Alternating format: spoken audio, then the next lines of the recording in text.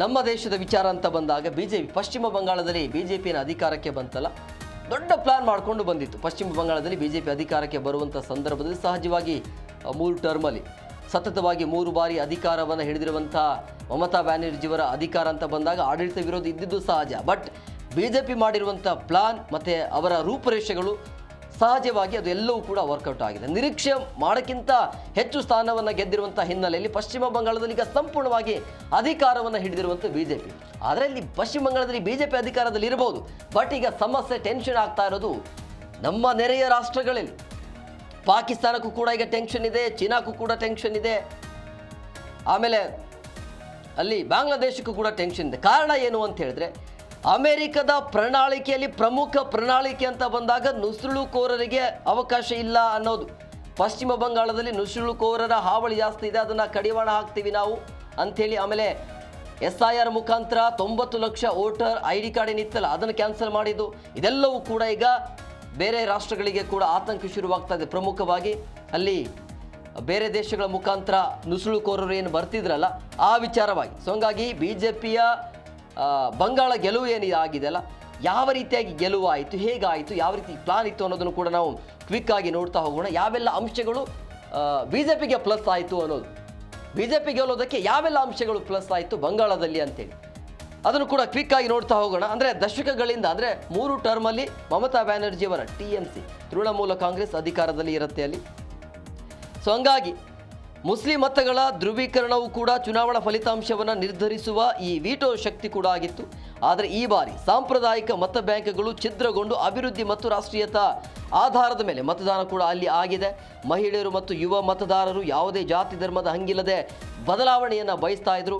So ಹಂಗಾಗಿ ಬಿಜೆಪಿಗೆ ಅದು ಕೂಡ ಹೆಲ್ಪ್ ಆಯಿತು. ಇನ್ನು ಮಮತಾ ಬ್ಯಾನರ್ಜಿಯವರ ಭದ್ರಕೋಟೆ ಆಗಿರುವಂಥ ಭವಾನಿಪುರ ಮತ್ತು ಇನ್ನೊಂದು ನಂದಿಗ್ರಾಮ ಇದೆಯಲ್ಲ, ಎರಡೂ ಕ್ಷೇತ್ರದಲ್ಲೂ ಕೂಡ ಸುವೇಂದು ಅಧಿಕಾರಿ ಸಾಧಿಸಿರುವಂಥ ಗೆಲುವು ಅದು ಕೂಡ ಪ್ಲಸ್ ಆಗಿದೆ. ಇನ್ನು TMC ಅಧಿಪತ್ಯಕ್ಕೆ ದೊಡ್ಡ ಪೆಟ್ಟು ನೀಡಿತ್ತು ಈ ಒಂದು 2 ಗೆಲುವು.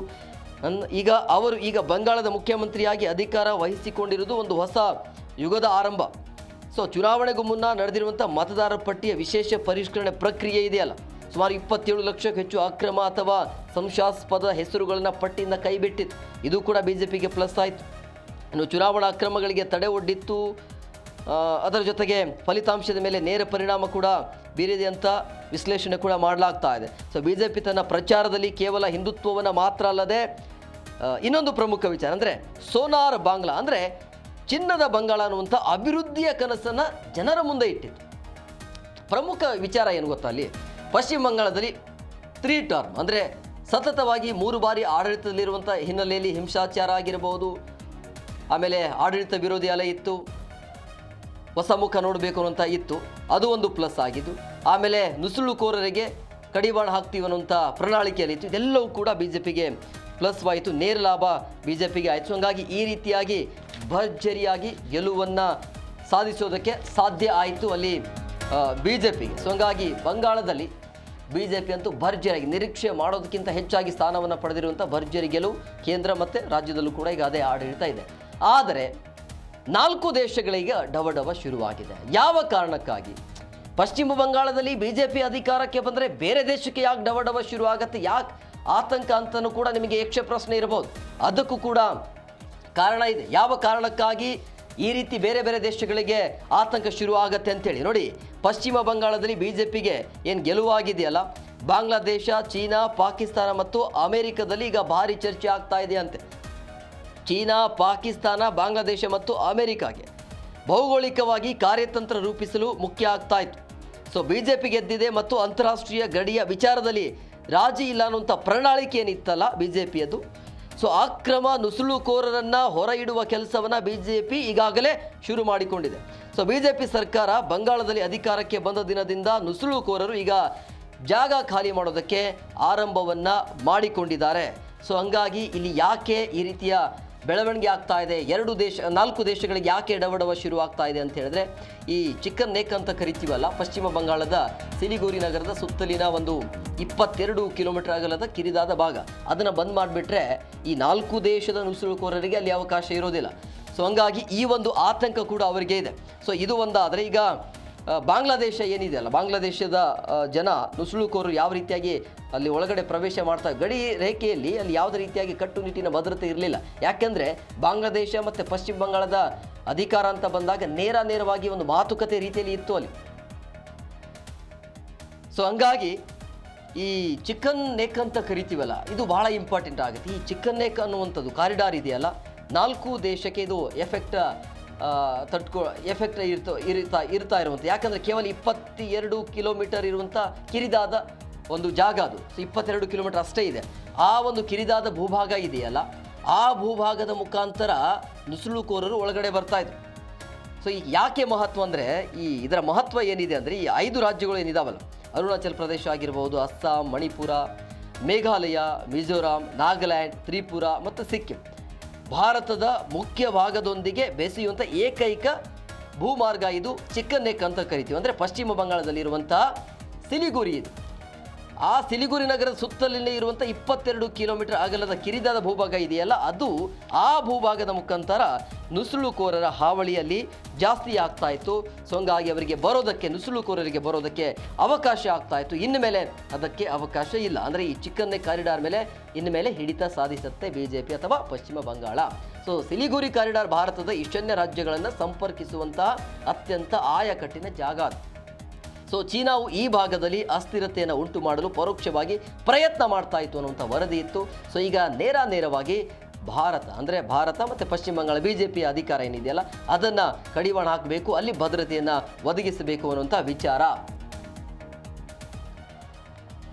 ಇನ್ನು ಪಶ್ಚಿಮ ಬಂಗಾಳದಲ್ಲಿ ಬಿಜೆಪಿ ಅಧಿಕಾರಕ್ಕೆ ಬರ್ತಾ ಇದ್ದಂಗೆ ಈಗ ಪಾಕಿಸ್ತಾನ ಮತ್ತು ನೇಪಾಳದಲ್ಲೂ ಕೂಡ ನಡುಕ ಶುರುವಾಗಿದೆ. ಯಾವ ರೀತಿಯಾಗಿ ಅನ್ನೋದನ್ನು ಕೂಡ ಕ್ವಿಕ್ ಆಗಿ ನೋಡ್ತಾ ಹೋಗೋಣ. ಭಾರತದ ಪಶ್ಚಿಮ ಗಡಿಯಲ್ಲಿ ವಿಫಲರಾಗಿರುವಂಥ ಪಾಕಿಸ್ತಾನ ಏನು ಮಾಡ್ತಿತ್ತು, ಬಂಗಾಳದ ಮೂಲಕ ಭಾರತದ ಒಳಗಡೆ ಇವರು ಅಶಾಂತಿಯನ್ನು ಹರಡಲು ದಶಕಗಳಿಂದ ಸಂಚು ಹೂಡ್ತಾ ಇತ್ತು. ಸೊ ಹಂಗಾಗಿ ಬಂಗಾಳದ ಕೆಲವು ಗಡಿ ಜಿಲ್ಲೆಗಳು ಉಗ್ರಗಾಮಿಗಳಿಗೆ ಸುರಕ್ಷಿತ ತಾಣ ಆಗಿತ್ತು. ಈಗಿನ ಬಿಗುವಿನ ಆಡಳಿತದಿಂದಾಗಿ ಏನಾಗುತ್ತೆ, ಪಾಕಿಸ್ತಾನ ಪ್ರಾಯೋಜಿತ ಭಯೋತ್ಪಾದನಾ ಜಾಲ ಮತ್ತು ನಕಲಿ ನೋಟು ದಂಧೆ ಈಗ ಸಂಪೂರ್ಣವಾಗಿ ಧೂಳಿಪಟ ಆಗುವ ಆತಂಕ ಈಗ ಪಾಕಿಸ್ತಾನಕ್ಕೆ ಇದೆ. ಸೊ ಹಂಗಾಗಿ ಪಾಕಿಸ್ತಾನಕ್ಕೆ ಇದು ಆತಂಕ. ಇನ್ನು ನೇಪಾಳ ಮತ್ತು ಭಾರತದ ಮುಕ್ತ ಗಡಿಯ ಲಾಭ ಪಡೆದು ಬಂಗಾಳದ ಮೂಲಕ ನಡೀತಾ ಇದ್ದ ಈ ಮಾದಕ ದ್ರವ್ಯ ಮತ್ತು ಮಾನವ ಕಳ್ಳ ಸಾಗಣೆ ಜಾಲಕ್ಕೆ ಈಗ ಸಂಕಷ್ಟ ಎದುರಾಗುತ್ತೆ. ಸೊ ನೇಪಾಳದ ಗಡಿ ಭಾಗದಲ್ಲಿ ನಡೀತಾ ಇದ್ದ ಈ ಅಕ್ರಮ ಚಟುವಟಿಕೆಗಳಿಗೆ ರಾಜಕೀಯ ಆಶ್ರಯ ಸಿಗೋದು ನಿಲ್ಲುವುದರಿಂದ ಈ ದಂಧೆಯ ಹಿಂದಿರುವಂಥ ಅಂತಾರಾಷ್ಟ್ರೀಯ ಮಾಫಿಯಾಗಳಿಗೆ ಅಂತೂ ಈಗ ನಡುಕ ಶುರುವಾಗಿದೆ. ಹಾಗಾಗಿ ಒಂದು ಪಶ್ಚಿಮ ಬಂಗಾಳದಲ್ಲಿ ಬಿಜೆಪಿಯ ಅಧಿಕಾರ ಇದೆಯಲ್ಲ, ಎಷ್ಟು ದೇಶಕ್ಕೆ ಇದು ಎಫೆಕ್ಟ್ ಆಗತ್ತೆ ಅನ್ನುವಂಥ ವಿಚಾರ.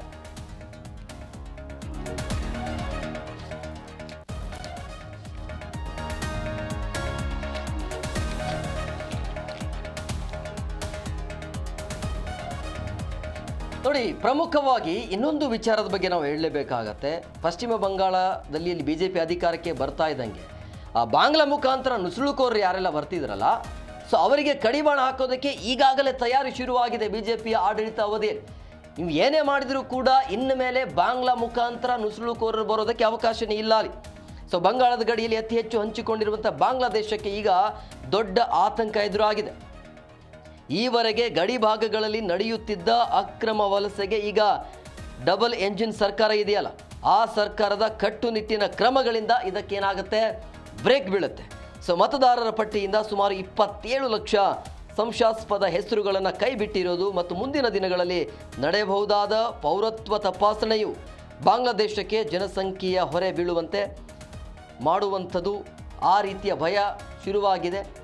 ಬಾಂಗ್ಲಾದೇಶದ ಪಾರ್ಲಿಮೆಂಟಲ್ಲೂ ಕೂಡ ಚರ್ಚೆ ಆಗುತ್ತೆ. ಬಂಗಾಳದಲ್ಲಿ ಬಿಜೆಪಿ ಅಧಿಕಾರಕ್ಕೆ ಬಂದರೆ ಏನೆಲ್ಲ ಆಗತ್ತೆ ಅಂತೇಳಿ ಪಾರ್ಲಿಮೆಂಟಲ್ಲಿ ಬಾಂಗ್ಲಾದೇಶದಲ್ಲಿ ಚರ್ಚೆ ಆಗತ್ತೆ.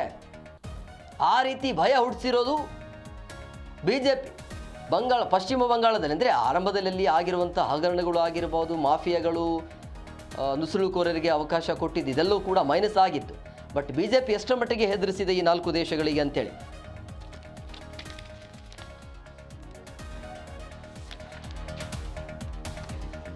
ಪ್ರಮುಖವಾಗಿ ಭಾರತ ಚೀನಾ ದೋಸ್ತಿ ಇದೆಯಲ್ಲ, ಇದು ಬಾಂಗ್ಲಾ ಚೀನಾ ದೋಸ್ತಿ, ಭಾರತ ಚೀನಾ ಅಲ್ಲ, ಬಾಂಗ್ಲಾ ಮತ್ತು ಚೀನಾದು ಭಾರತಕ್ಕೆ ಸಂಕಷ್ಟ ಎದುರಾಗುವಂಥ ಸಾಧ್ಯತೆ ಇದೆ ಅಂತ ಹೇಳಲಾಗ್ತಾ ಇದೆ.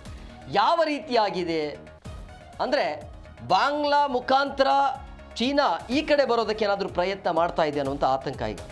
ಬಾಂಗ್ಲಾದೇಶದ ಮೂಲಸೌಕರ್ಯ ಯೋಜನೆಗಳಲ್ಲಿ ಹೂಡಿಕೆ ಮಾಡ್ತಾ ಇರುವಂಥ ಚೀನಾ ಈಗ ಮತ್ತೊಂದು ಹೆಜ್ಜೆಯನ್ನು ಮುಂದಕ್ಕೆ ಇಟ್ಟಿರುವಂಥದ್ದು.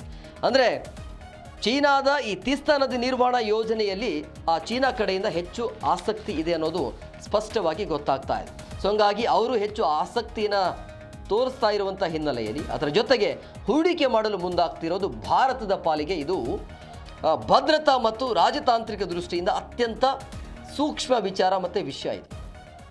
ಬಾಂಗ್ಲಾದೇಶದ ಮೂಲಕ ಭಾರತದ ಗಡಿಯ ಸಮೀಪಕ್ಕೆ ಚೀನಾ ಕಾಲಿಡ್ತಿರೋದು ಹಲವು ಆತಂಕಗಳಿಗೆ ಕಾರಣ ಆಗಿದೆ. ಮುಖ್ಯವಾಗಿ ಈ ಸಿಲಿಗುರಿ ಕಾರಿಡಾರ್ ಭಾರತದ ಪಾಲಿಗೆ ನಿರ್ಣಾಯಕವಾದ ಆಯಕಟ್ಟಿನ ಸ್ಥಳ ಅದು.